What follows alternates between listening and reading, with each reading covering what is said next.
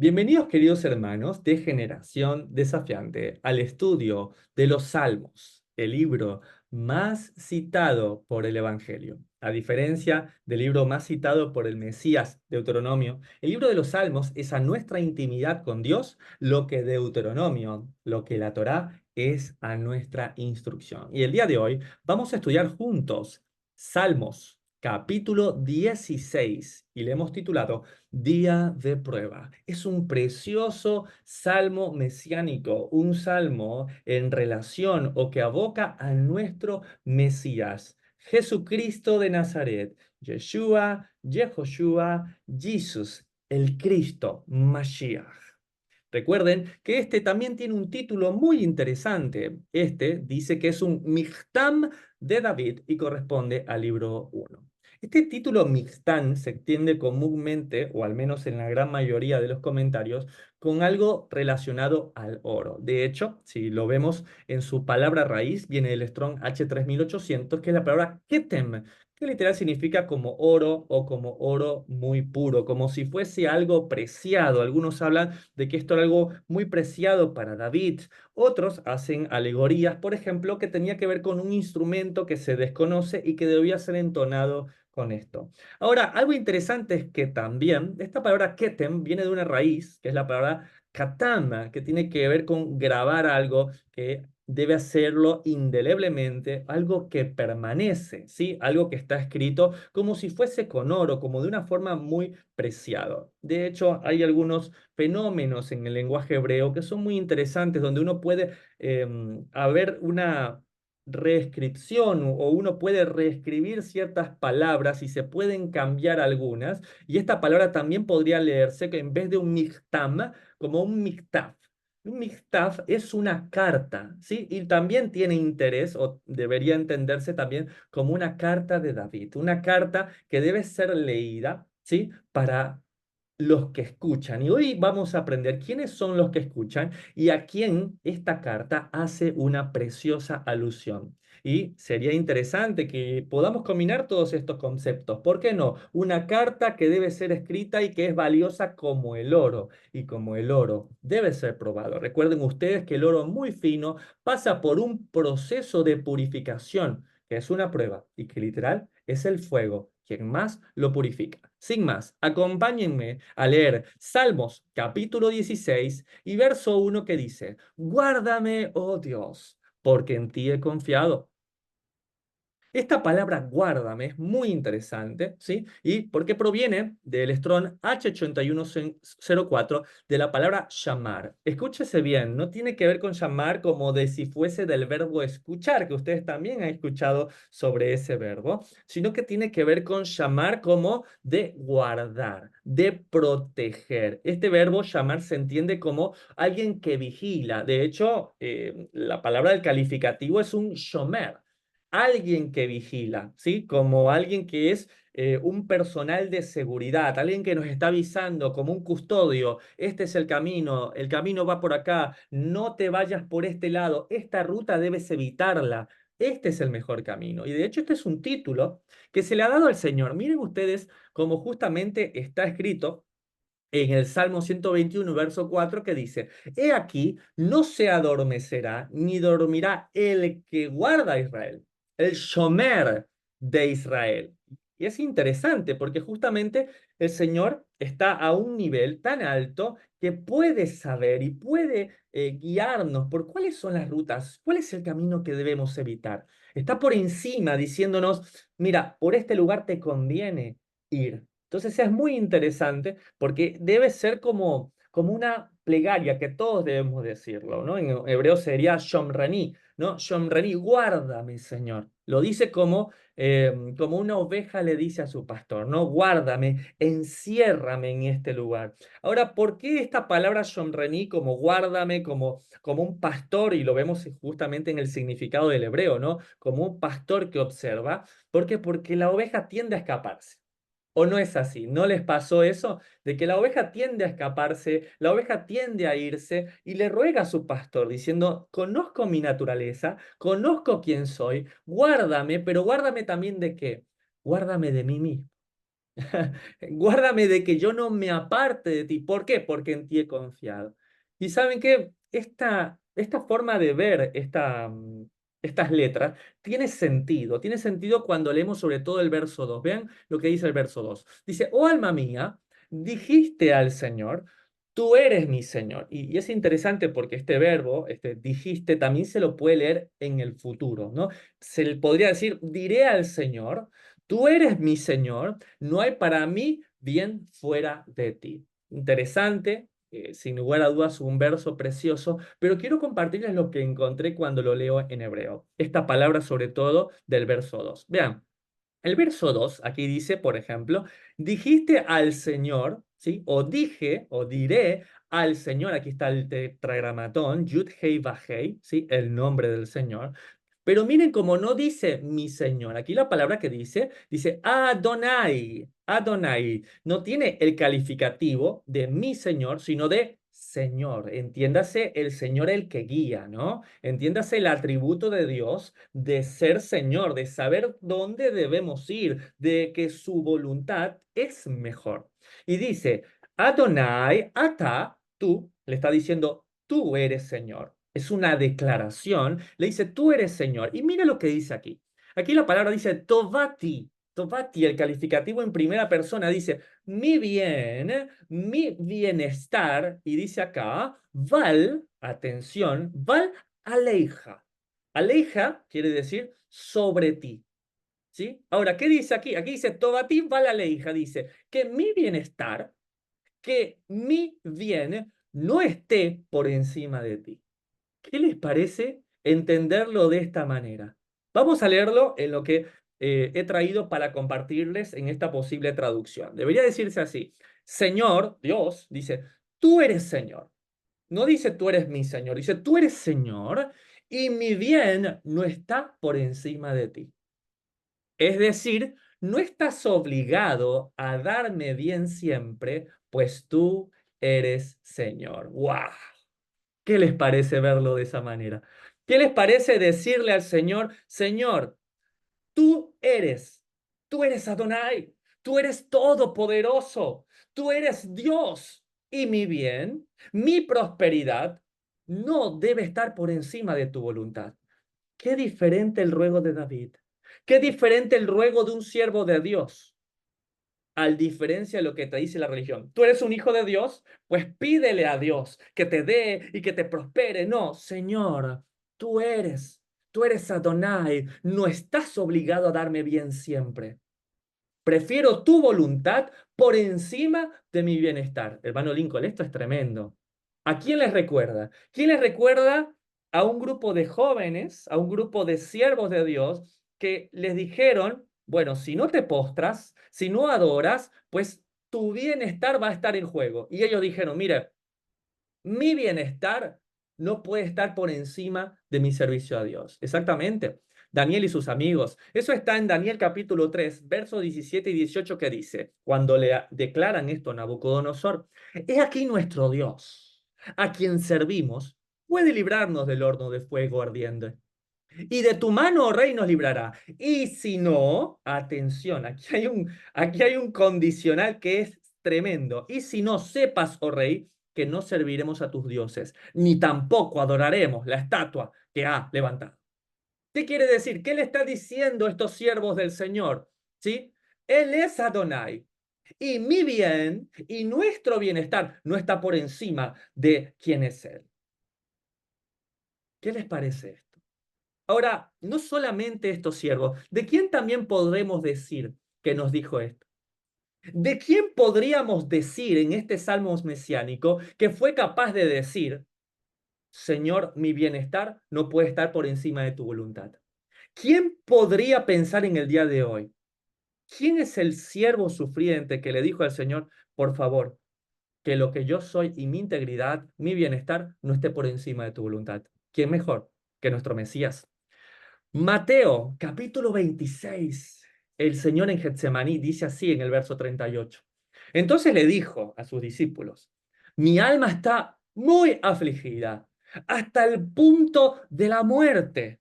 y adelantándose un poco, cayó sobre su rostro, orando y diciendo, atención, Padre mío, si es posible, que pase de mí esta copa, pero no sea como yo quiero, sino como tú quieras. ¿Qué está diciendo nuestro Señor, nuestro Mesías? Él está diciendo, Señor, tú eres Adonai, que mi bien no esté por encima de tu voluntad. Aleluya. Oh, hermano Lincoln,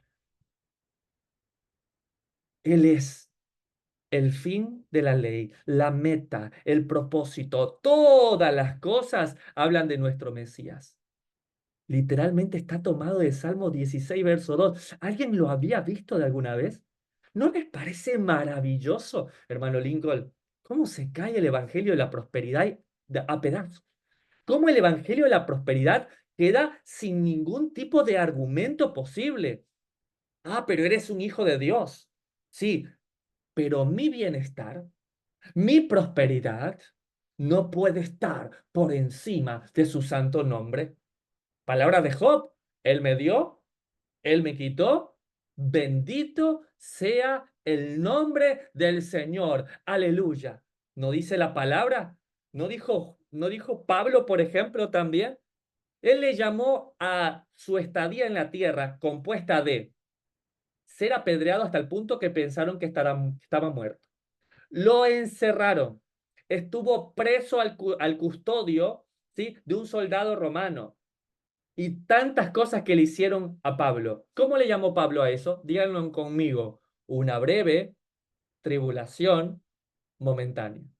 Hermano Lincoln, si Pablo con todo lo que le pasó, que creo que hasta el día de hoy a nadie de nosotros nos han metido en la cárcel, nos han apedreado casi hasta el punto de la muerte, le llamó una breve tribulación momentánea, ¿cómo le llamo yo a lo que estoy viviendo? ¿Cómo le llamo yo a lo que me está pasando, a los problemas que tengo hoy en día? Por esto es un salmo para día de prueba. Y se dan cuenta cómo nuestro Mesías pudo decirlo en Getsemaní. Señor, tú eres Adonai, que mi bien no esté por encima de tu voluntad. Si tu voluntad es que yo tome de esta copa, si mi heredad es esta copa, pues la beberé. Pues tu nombre es grande entre las naciones. ¡Wow! ¿Qué les parece? ¿Cómo cae el evangelio de la prosperidad? ¿Por qué? Porque este es un salmo para día de prueba. Salmos, capítulo 16, verso 1 dice, guárdame, yo me rení, pero guárdame de mí mismo. Oh Dios, porque en ti he confiado. 2, oh alma mía, dijiste al Eterno, tú eres Señor.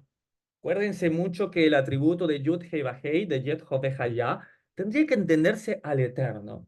¿Sí? Recuerden que hablar o encasillar a Dios en un nombre, pues no está bien. ¿Por qué? Porque el Señor dice que ni los cielos pueden contener su gloria. Pero sí entendamos que cuando hablamos del atributo de Yud Hei Vahei, Yet Jove Hayah, el que fue, el que es y el que debe venir, pues la mejor forma de resumirlo es al Eterno.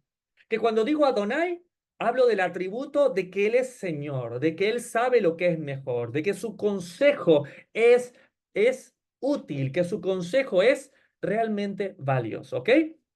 Que mi bienestar no esté por encima de tu voluntad. Me encanta esta traducción, no sé a cuántos les puede servir entenderlo de esto, pero es un salmo para día de prueba. Verso 3. Para los santos que están en la tierra y para los íntegros es toda mi complacencia. Ahora, pregunta para ustedes, amados. ¿Quiénes son los santos? Pues, hermano Lincoln, los de los versos anteriores. ¿Quiénes son los santos? Los que claman, guárdame, oh Dios, porque en ti he confiado. Los que les dicen al Señor, tú eres Señor, y que mi bienestar no esté por encima de tu voluntad. Esos son, exactamente, Oscar, esos son los santos.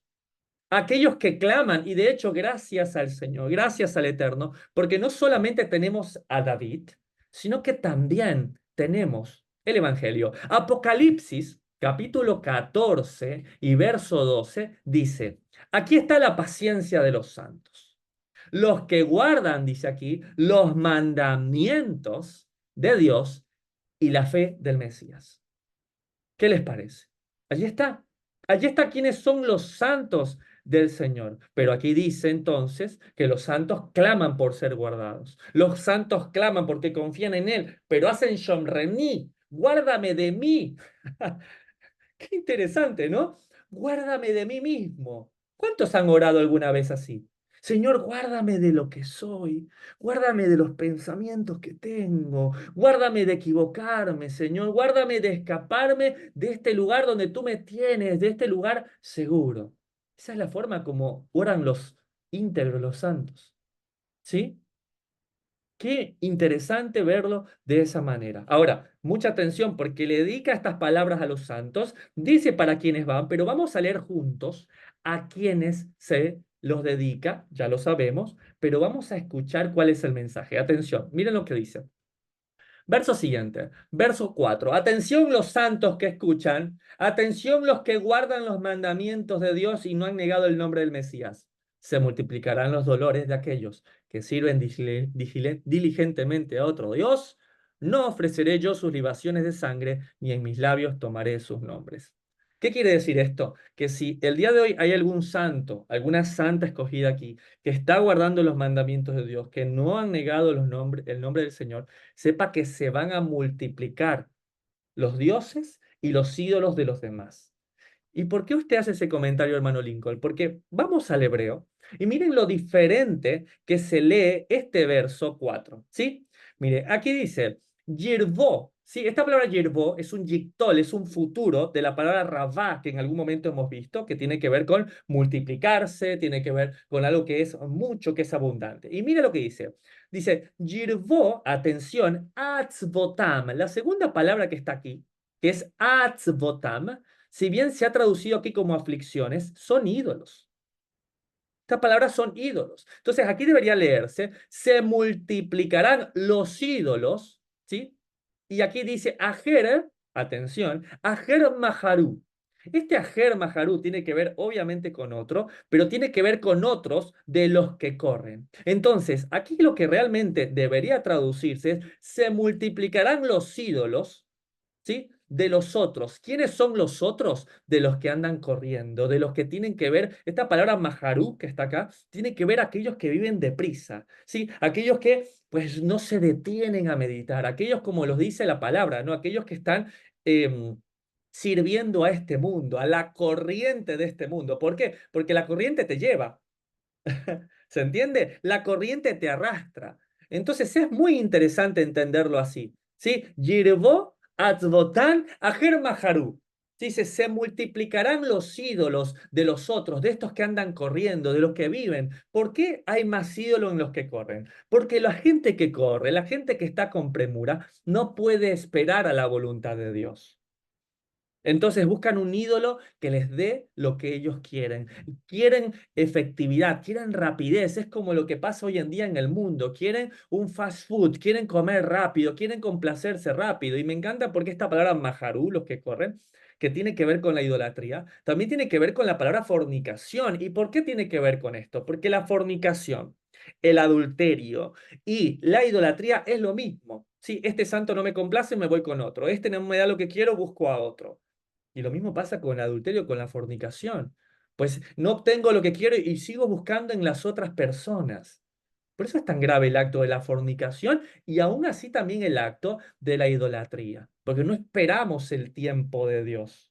No esperamos que el Señor pues haga su voluntad por encima de nuestro bienestar. Wow, hermano Lincoln. Es tremendo entenderlo así. Ahora, pasa hoy en día que tú puedes ver a diario este Yirboatz Botan Ajer Maharu. ¿Será que hay gente que como no le gusta la doctrina que escucha, la sana doctrina que nosotros estamos conociendo, andan buscando maestros conforme a sus propias concupiscencias? Y de hecho, está escrito en el Evangelio. Veamos cómo se debería leer. Se multiplicarán los ídolos de los otros, de los que corren, de los que se apresuran, de los que quieren, pues, complacerse a sí mismos y a sus concupiscencias. Como está escrito en 2 de Timoteo, capítulo 4 y verso 3. Porque vendrá tiempo cuando no sufrirán la sana doctrina. Es lo que hablamos, ¿sí? Atá tovati, dice, que mi bien no esté por encima de ti.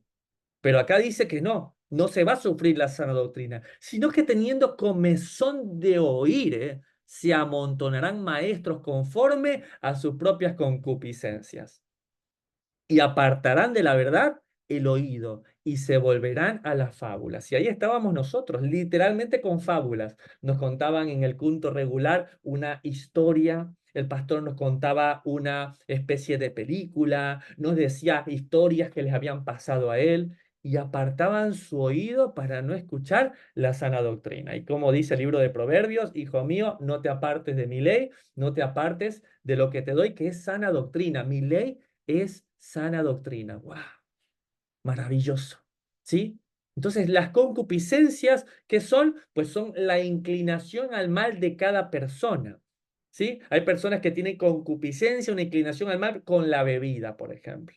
Personas que tienen concupiscencia, una inclinación al mal, por ejemplo, con lo que escuchan, con el chisme. Otros con el hurto, con el robo. Entonces, bueno, si yo tengo una inclinación, por ejemplo, al adulterio, me voy a querer ir con la doctrina de los mormones, donde yo puedo tener, por ejemplo, más de una mujer. Porque, bueno, esa es mi concupiscencia. Si yo tengo un ser mío idólatra, pues me iré al catolicismo, donde la idolatría es grandemente aceptada. Pero ¿cuál es la diferencia?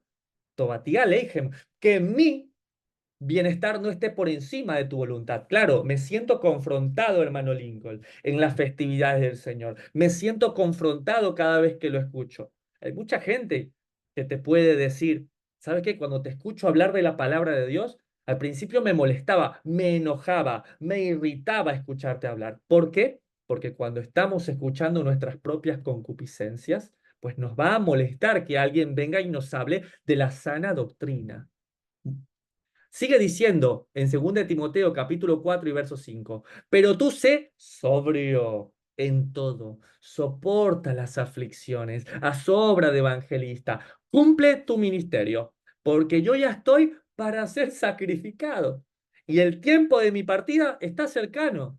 He peleado la buena batalla, he acabado la carrera, he guardado la fe. Entonces, esa predicación de que nuestro bienestar está por encima de la voluntad de Dios, que para nosotros puede ser sacrificio, que para nosotros puede ser aflicción, ¿acaso no dice la Escritura que el discípulo no es mayor que su maestro, acaso? Entonces debemos comprender esto. Debemos, como el apóstol Pablo, el apóstol Pedro también lo decía, bienaventurados somos cuando por causa de él pues somos vituperados, pues somos amedrentados. Y el apóstol Pablo dice, estoy pronto para ser sacrificado. Mi tiempo de partido está cercano, pero he peleado la buena batalla, he acabado la carrera, he guardado la fe. ¿Guardado, hermano Lincoln? Ah, lo que hablamos. Shomer, ¿sí? Shomrení. He guardado la fe. Este es un salmo. ¿Qué es un salmo para día de prueba? Salmo 16, verso 4. Se multiplicarán los ídolos de aquellos que corren, de aquellos que no encuentran satisfacción porque no quieren ser confrontados en el Señor. Sin embargo, no ofreceré yo sus libaciones de sangre, eso decía, ¿no? A pesar de que sí, que los demás corren y tienen muchos ídolos y les hablan de prosperidad, dice, no ofreceré yo sus libaciones de sangre, ni en mis labios tomaré sus nombres. Aquí hay dos cosas interesantes. La primera es que la palabra libaciones, libaciones de sangre, proviene del Strong H5258, que es la palabra nasaj. Atención, quiero que vayan entendiendo por qué es importante que lo leamos en hebreo. Escuchen, nasaj, ¿sí? Primer lugar, esta palabra. Y en segundo, quiero decirles que la libación que era el acto de derramar, ¿sí? El Nesser era derramar. ¿Qué derramábamos? Pues derramábamos agua sobre el sacrificio, ¿sí? Acuérdense del acto que hacía en tiempos de mucho calor, sobre todo cuando veíamos cómo el Señor se presentó como el agua viva y en ese momento, pues el sacerdote hace una simbología de cómo Dios en el desierto dio agua y hace una libación de agua sobre el altar. ¿Se acuerdan? Otro ejemplo puede ser el de Jacob. ¿Se acuerdan cuando Jacob derramó aceite sobre la piedra cuando tuvo el sueño y vio la escalera? Bueno, eso fue un acto, eso fue un Netzar, un Nasaj. fue libación, derramó aceite, por ejemplo, sobre una piedra. Ese es un excelente ejemplo. También el vino se ha derramado, se ha hecho una libación de vino sobre el sacrificio, pero nunca de sangre. ¿Qué? En serio, hermano Lincoln, nunca se ha hecho una libación de sangre sobre un sacrificio, no. Lo que sí se hace es en los cultos paganos. En los cultos paganos se derrama sangre, pero Dios lo que dice es que cuando se degüelle el animal, la sangre debe caer en tierra y debe ser cubierta. Ahora, recuerden lo que simboliza la sangre.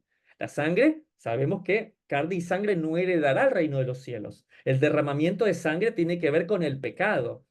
En los cultos paganos, derramar sangre, ¿qué simboliza? Pues es un símbolo de pecado, es un signo de inclusive de querer cubrir pecado con más pecado, es un acto perverso. Por eso el Señor dice, no hagas eso. De eso Él dice, no ofreceré yo sus libaciones de sangre, y es algo que las naciones paganas lo hacen. Por eso, en el Concilio de Hechos 15, queda como un acuerdo entre las primeras comunidades lo siguiente: cuando se reciben gentiles, sino que se les escriba que se aparte de las contaminaciones de los ídolos, de estos néser de sangre, de estas contaminaciones que hacían, de ahogado y de sangre. ¿Se dan cuenta? Va todo de la mano. Ahora podemos profundizar un poco más de estos actos paganos, de no solamente idolatría, sino que vertían sangre sobre esto, bebían la sangre, estaba sobre el sacrificio. Ahora entendemos un poco, porque Moisés desde tiempos antiguos tiene en cada ciudad quien lo predique en las sinagogas donde es leído cada día de reposo. Entonces, ¿qué le dice David? Sí, va a haber muchos ídolos y estos ídolos hacen contaminaciones de ídolos, hacen actos de fornicación, como muchos de estos hacían orgías, estos actos deplorables de sexualidad. Había estos actos de ahogado de sangre, justamente como libaciones de sangre. Pero mucha atención, dice que tampoco en sus labios tomará sus nombres. Ahora, en hebreo no se dice tomaré. Mira esto. La palabra tomar viene de la palabra nasá. Y mira cómo nasá significa elevar, exaltar, favorecer, ganar, gritar. Atención, no tomaré en sus nombres. ¿Por qué? ¿Qué hacía la persona cuando estaba allí? Pues proclamaba el nombre del ídolo, como si fuera una ave de buen agüero, como decimos en nuestros nombres, ¿no? Decía este ídolo y le nombraba y lo levantaba. ¿Por qué es que me gustaría que en vez de decir tomaré sus nombres, levantar sus nombres? Porque los ídolos nada son. Porque los ídolos están muertos. Pero cuando nosotros los pronunciamos, literalmente es como que si estuviésemos levantando el nombre de este ídolo. De hecho, por eso vean como dice que también es gritar, ¿sí? Es hablarlo. Entonces, esto va, de hecho, mucha atención con un mandamiento que Él nos dio. En Éxodo capítulo 20, verso 7, dice, no tomarás el nombre del Señor tu Dios en vano, porque el Señor no tendrá por inocente al que tome su nombre en vano. Pero atención, porque esta palabra en hebreo es muy interesante, no tomarás, no es de tomar. Nuevamente es el verbo nasá, pero es en un yictol de la segunda persona. Le dice, lotixá. ¿Qué quiere decir? No levantarás, del verbo nasá, ¿sí? No levantarás el nombre del Señor tu Dios en vano. Y esto en vano, en hebreo se entiende como un sinsentido. No vas a tomar mi nombre para usarlos en tus propias cosas sin sentido, para tu bienestar, ¿sí? Para cosas que no están en mi voluntad. ¿Y saben qué? Santiago también lo decía. Santiago dice, ustedes oran, piden y no se cumple lo que piden. ¿Por qué? Porque piden para sus concupiscencias. Ustedes piden para sus propios deleites, no piden conforme a la voluntad del Señor. Lotiza, ¿sí? No levantar el nombre del Señor en público, en vano, para cosas sin sentido, hermano Lincoln, eso es grave. ¿Cuántas veces se profetiza en el nombre del Señor, de hecho, pero sin que sea en la voluntad de Dios? Por esa razón, también el Mesías les dijo, en aquel día les diré, no los conozco, hacedores de maldad. ¿A quiénes? A los que profetizaban en su nombre. Aquí está, Lotixa, no levantarás el nombre del Señor tu Dios en vano. Maravilloso. Este es un salmo para día de prueba. Verso siguiente. Verso 5. El Señor es la porción de mi herencia y de mi copa. Tú sustentas mi suerte. Esto es maravilloso, familia. ¿Sí? ¿Qué está diciendo aquí cuando le dice el Señor es la porción de mi herencia? O sea, el Señor, recuerden nuevamente que el atributo cuando hablemos de Adonai, cuando hablemos del Señor, tiene que ver con el atributo de aquel que decide. ¿Sí? El Señor decidió cuál era mi porción, cuál era mi herencia y cuál era la copa que debo beber. Hermano Linto, lo que dijo Jesús, lo que dijo el Mesías, la copa que debe beber, la beberé, si está en tu voluntad. Aleluya. Y le dice, tú sustentas mi suerte. Pero atención, no es suerte como la que estamos pensando, ¿no? La suerte de echar los dados. No, así viven los paganos. De esta suerte no quiere decir al azar. Esta suerte tiene que ver con una porción. Podemos decir entonces, esta porción que tengo es lo que por suerte recibí, porque Dios así lo decidió darme. Para un gentil esto es místico, es inesperado, pero para nosotros es voluntad divina. Una voluntad divina que nos sacia, ¿sí? Como lo dice justamente el verso 5 aquí, el Señor es la porción de mi herencia. Interesantemente, el salmista hace esta relación tal como fue con los hijos de Israel, para ponerles un ejemplo. Miren lo que dice Josué capítulo 14 y versos del 2 al 5. Dice, su herencia fue por suerte, tal como el Señor había ordenado por mano de Moisés para las 9 tribus y media, porque Moisés había dado herencia a las 2 tribus y media al otro lado del Jordán. Pero la de los levitas no les dio herencia entre ellos, porque el pueblo de José era 2 tribus, Manasés y Efraín. Y a los levitas no se les dio ninguna porción de la tierra, sino solo ciudades para habitar, con sus pastos para sus ganados y sus bienes. El pueblo de Israel hizo como el Señor le había ordenado a Moisés y asignaron la tierra. Mucha atención. Sí, pareciese suerte, pero fue pura justicia. Atención, en el Señor no hay equidad, sino juicio. Vuelvo a decirlo. El Señor es un Dios de justicia, no de equidad. La equidad es que todos reciban lo mismo. La justicia es que cada uno reciba conforme a lo que merece o a lo que debe recibir, a su realidad. La tribu de Manasés era más grande y recibieron más territorio. Imagínate, en esa aparente suerte, no es suerte, es voluntad de Dios. La de Simeón era tan pequeña e indefensa que fue hecha un enclave dentro de Judá. A los levitas, ellos pudieron decir literalmente estas palabras, al igual que los que provienen del orden de Melquisedec, ¿no? El Señor es mi heredad, la porción que recibí, el esposo que me ha dado, la esposa que yo tengo, los hijos que me dieron en bendición, la casa que tengo, el trabajo que tengo, que es la porción que el Señor me ha dado. Es más que suficiente si provino del Señor, porque mi bienestar no puede estar por encima de su voluntad. ¡Wow! ¿No dijo también el proverbista, Señor, no me des de más, no me des riquezas, pero tampoco me des pobreza, me des lo mínimo, dame lo justo, lo que necesito para vivir? Qué maravilloso. Y cuando entendemos el concepto de herencia, se puede entender el verso 6, que miren lo que dice. Las cuerdas me cayeron en lugares deleitosos y es hermosa la heredad que me ha tocado. Ahora, esta palabra cuerdas, mucha atención, anótala, es la palabra Hebel del Strong 2254, que es cuerda, miren esto, como una línea para medir un distrito o una heredad. ¿Qué quiere decir esto? Que justamente era la forma como uno medía los territorios. Entonces dice, las cuerdas donde cayeron fueron en lugares deleitosos. Y es hermosa la heredad que me ha tocado. ¿Por qué es hermosa la heredad que me ha tocado si no la elegí yo? Verso 5, porque el Señor ha sido quien sustenta mi suerte. ¡Wow! ¿Qué les parece? Digo, tanto problema por el manto que se le fue dado a José.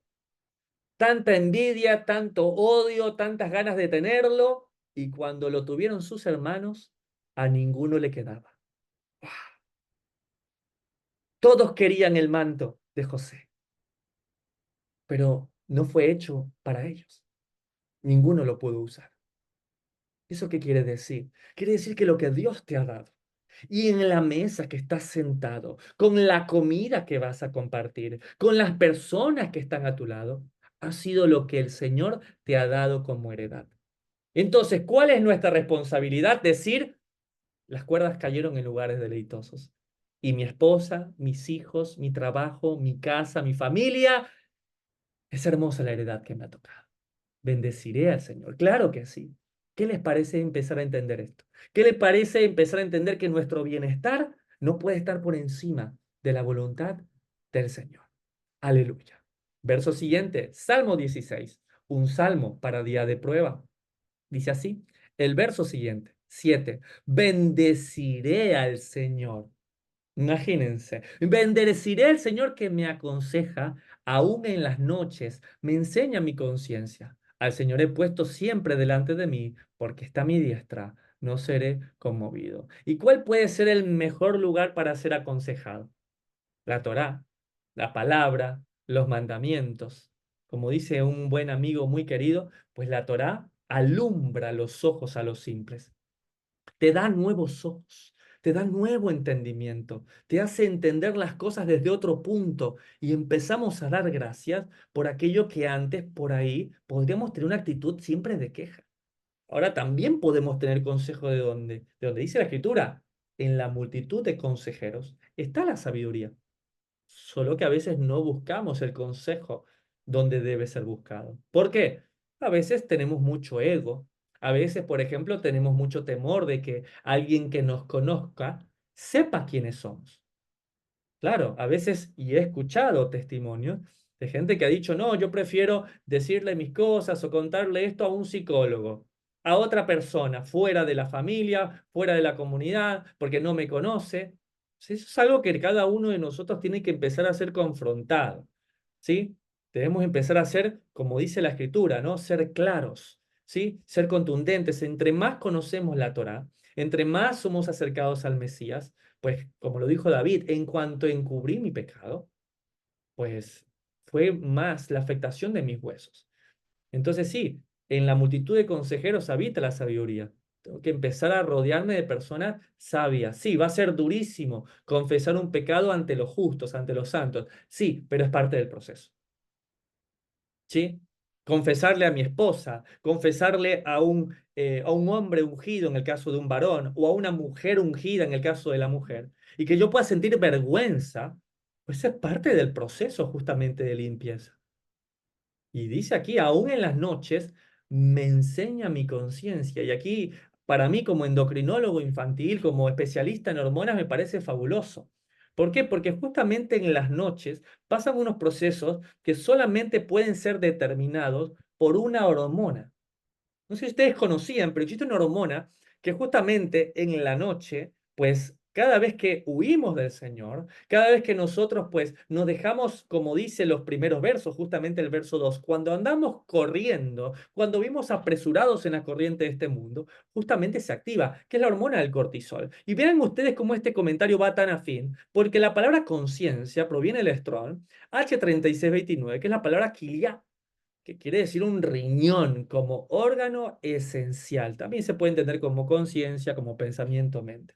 A mí lo que me gustó de esta palabra, que es literal un riñón, es porque, bueno, sabemos que el riñón es un órgano que filtra, ¿no? Entonces, en cierta noche dice, bueno, enseñas a que debo filtrar, me enseñas, me hablas a mí mismo, en las noches es el momento que puedo estar un poco más tranquilo, que puedo hablar, que puedo meditar.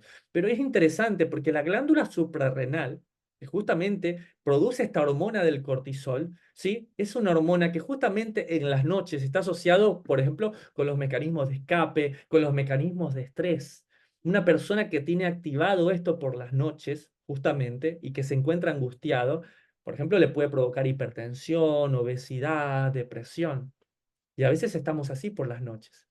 Y nuestro corazón está angustiado, nuestros riñones están angustiados, nuestra glándula suprarrenal está produciendo cortisol. ¿Por qué? Porque ocultamos. Lo que hablamos recién.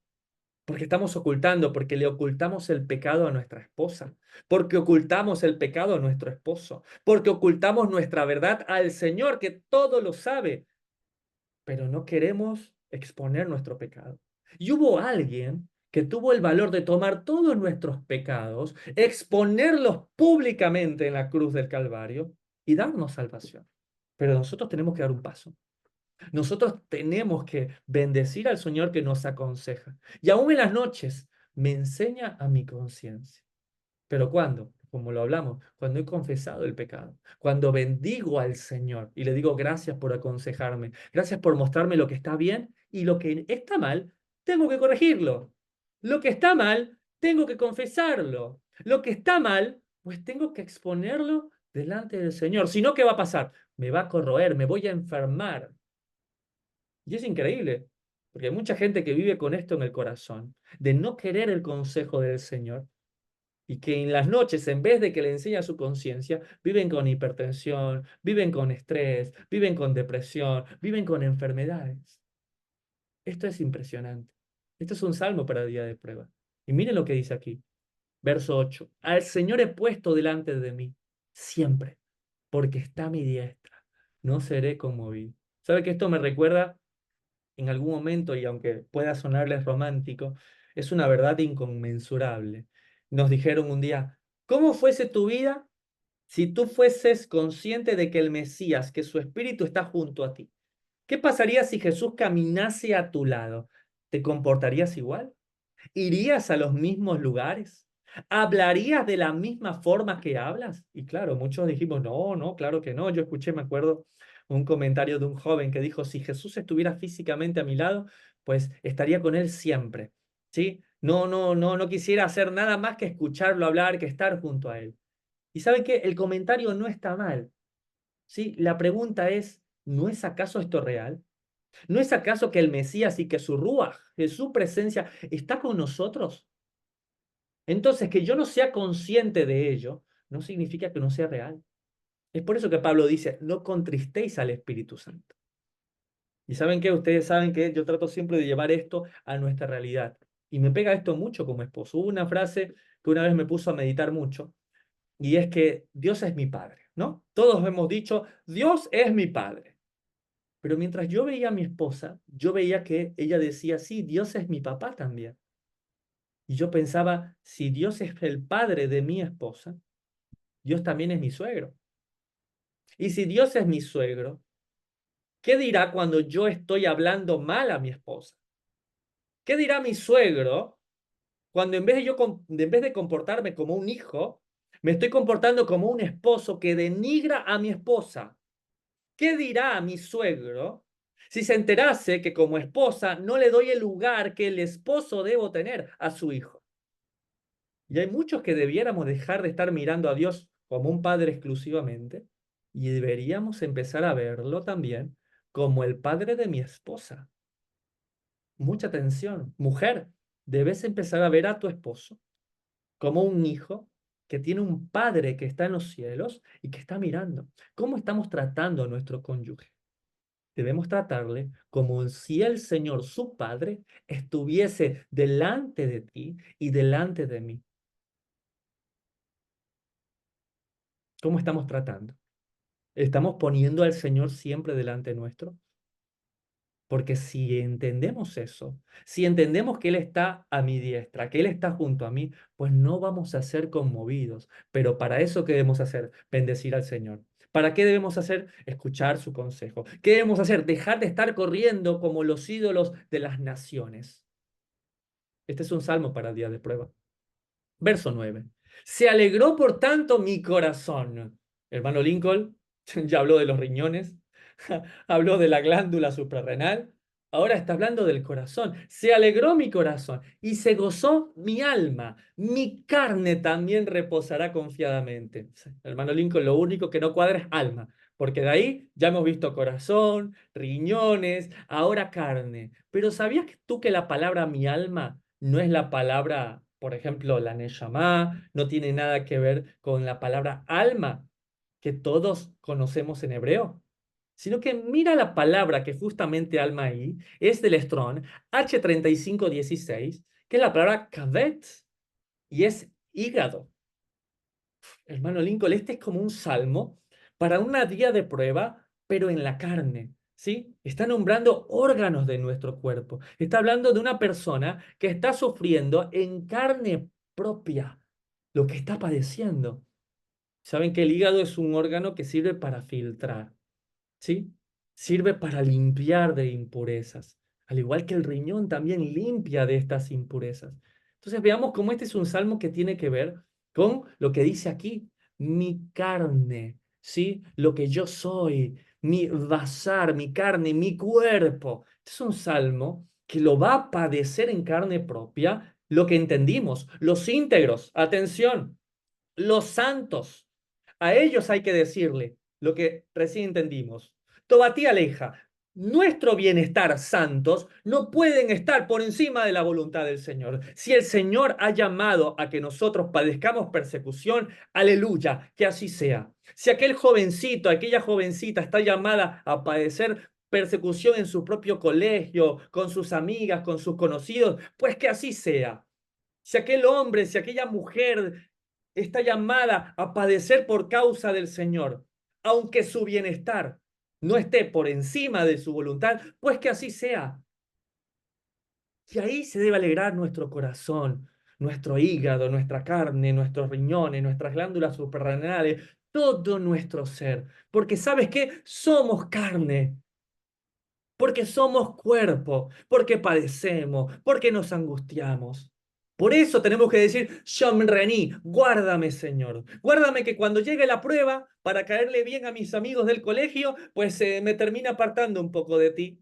Guárdame para cuando esté yo con mis compañeras del trabajo, pues para quedarme un poco ahí cerca, pues me hago como ellos. No cuento el chisme, pero me río disimuladamente. Guárdame de mí mismo cuando esté con mis compañeros del trabajo y estén colocando algo de alto contenido erótico y yo sepa que está mal, pero como yo no la traje, pues simplemente pues me agacho la cabeza y nada más.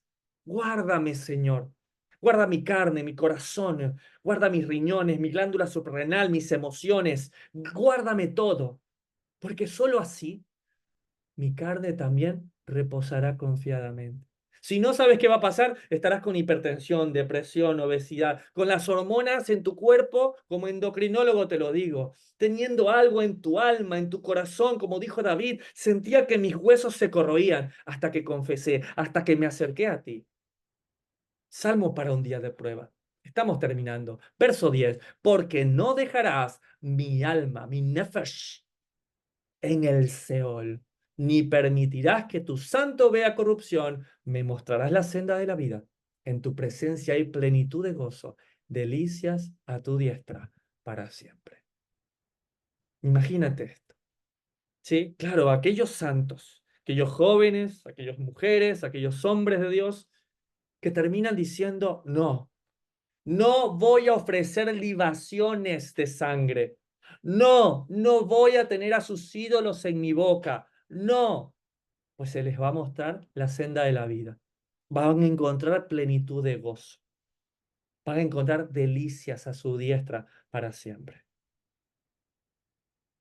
Pero tengo que serles honesto. Este verso 10 y el verso siguiente, pues no entra en ninguno de nosotros. Pues David no puede estar hablando de sí mismo. Porque dice, no dejarás ni alma en el Seol, ni permitirás que tu santo vea corrupción. La pregunta que les hago el día de hoy, querida comunidad de Generación Desafiante, ¿David no murió? ¿David resucitó a vida eterna? Pues es interesante porque aquí dice que no dejarás mi alma en el Seol. Y la palabra Seol o Sheol es el Hades, el mundo de los muertos, el retiro subterráneo, el sepulcro, el ataúd. Pero si hay alguien que justamente cumplió este salmo profético que convierte a David en un verdadero profeta. Vamos junto a Hechos capítulo 2, en el famoso discurso de Pedro en el día de Shavuot, en el día de Pentecostés. Dice así, en el verso 22, varones israelitas, oíd estas palabras. Jesús Nazareno, Yeshua, Yehoshua, Jesús, el Cristo, ¿sí? El Netzarim, el Nazareno, el Netzer, varón aprobado por Dios entre vosotros, atención, con las maravillas, prodigios y señales que Dios hizo entre vosotros por medio de él, como vosotros mismos sabéis, a este entregado por el determinado consejo y anticipado conocimiento de Dios, atención, Tobatía le dije, que mi bienestar no esté por encima de la voluntad de Dios. ¿Por qué? Porque el determinado consejo y anticipado conocimiento de Dios lo permitió. Prendisteis y matasteis por manos de inicuos, crucificándole, al cual Dios levantó, sueltos los dolores de la muerte, por cuanto era imposible que fuese retenido por ella. ¿Por qué no fue retenido? Porque él mismo lo confesó. Yo doy mi vida y yo mismo la vuelvo a tomar. ¿Qué humano puede decir eso? Verso siguiente, verso 25. Porque David dice de él, atención, vamos a leer juntos qué vio o qué dijo David. Veía al Señor siempre delante de mí, porque está a mi diestra, no seré conmovido. Él lo vio, por lo cual mi corazón se alegró y se gozó mi lengua, y aún mi carne descansará en esperanza, porque no dejarás mi alma en el Hades. ¿Vieron lo que hablamos recién? Ni permitirás que tu santo vea corrupción. Me hiciste conocer los caminos de la vida, me llenarás de gozo con tu presencia. Y atención lo que interpreta Pedro, verso 29. Varones hermanos, se os puede decir libremente del patriarca David que murió y fue sepultado, y su sepulcro está con nosotros hasta hoy. Atención, no está adjudicándole Pedro este salmo ni a David ni a ninguno de nosotros. 30. Pero siendo profeta, sabiendo que con juramento Dios le había jurado que de su descendencia, de su semilla, en cuanto a la carne, levantaría al Cristo, Mashiach, para que se sentase en su trono, en su quisé, ¿sí? Viéndolo antes, habló de la resurrección de Cristo. Entonces, cada vez que alguien me dice, ¿y cómo fue salvo alguien antes de que naciera el Mesías? ¿Cómo puede ser que haya sido salvo alguien antes de confesar el nombre de Jesús? Por eso hablamos tanto del concepto que se ha dicho, confiesa al Señor Jesús, pues y listo, eso es todo. Pero recuerden que debe confesarse para justicia. ¿Justicia qué es? La Torá. Sí, dice, tu ley es justicia eterna, tu ley es la verdad. Entonces, el Señor mismo dijo, de nada les sirve a ustedes nombrarme, hablar en mi nombre, si son hacedores de maldad, de anomía, transgresores de la ley. Entonces, viéndolo antes, él habló de la resurrección de Cristo. ¿Por qué fue salvo David? Porque vio al Mesías, ¿sí? Porque anheló y habló de su resurrección, igual que nosotros. ¿Cómo fue salvo Job? Job mismo lo dijo. Sé que mi redentor vive y de las cenizas se levantará. ¿Cómo fue salvo Abraham? Dice que Abraham lo vio. ¿Por qué? Porque las salidas del Mesías son desde el principio hasta la eternidad. Viéndolo antes, habló de la resurrección de Cristo, que su alma no fue dejada en el Hades, ni su carne vio corrupción. A este Jesús resucitó Dios, de lo cual todos nosotros somos testigos. Mi pregunta es el día de hoy, en este salmo para día de prueba. ¿Dónde están los testigos del Señor? ¿Dónde están los jóvenes, los hombres y mujeres que testifican de aquel que dio su vida por cada uno de nosotros? De aquel de quien está dicho que su carne no vio corrupción. ¿Dónde están los santos y santas? ¿Dónde están los íntegros delante del Señor? ¿Dónde están aquellos que pueden decirle, Adonai atatova ti aleija? ¿Dónde están los que pueden decir mi bienestar, mi prosperidad, mis deseos no estarán por encima de tu voluntad? Aleluya. ¿Dónde están los santos, los íntegros, los que guardan los mandamientos de Dios y no han negado el nombre del Mesías, que dirán, no existe un discípulo mayor que su maestro? ¿Dónde están aquellos que el día de hoy han de confesar que son testigos de aquel Mesías que dio su vida en una cruz para que ellos pudiesen encontrar libertad? Porque si el Hijo les libertare, entonces, entonces seréis verdaderamente libres. El día de hoy hago un llamado a aquellos santos, aquellos íntegros, aquellos que han de confesar que aún, aunque estuviesen como en este salmo, de día de prueba, un salmo mesiánico, un Mictán de David, han de confesar mi bienestar. No puede estar por encima del Señor. Si aún mi maestro le confesó al Señor que su voluntad, que esa copa que debe beber es difícil, pero la tomará porque su voluntad es mejor que su bienestar, ¿cuánto más nosotros que nos consideramos discípulos del Señor? Aleluya. Tal vez la copa que debamos beber tenga que ser el ser llamados de tantas maneras por personas que nos decían amar. Tal vez esa copa que debemos beber, al igual que el Mesías, deba ser como está escrito, el recibir espada entre el padre y su hijo, entre la mujer y su nuera. El día de hoy estamos siendo confrontados y llamados delante del Señor, a aquellos que confiesan el día de hoy en un salmo para día de prueba. Mi bienestar no está por encima de tu voluntad, Señor. Guárdame. Shomrení, guárdame, pero guárdame de mí. Guárdame de mí mismo, Señor. Y haz tu perfecta voluntad en mí. Porque nuestra esperanza es que así como Él resucitó, pues de la misma manera nosotros también lo haremos con Él. Esto es los Salmos, el libro más citado por el Evangelio. Hasta acá llega la grabación del día de la fecha.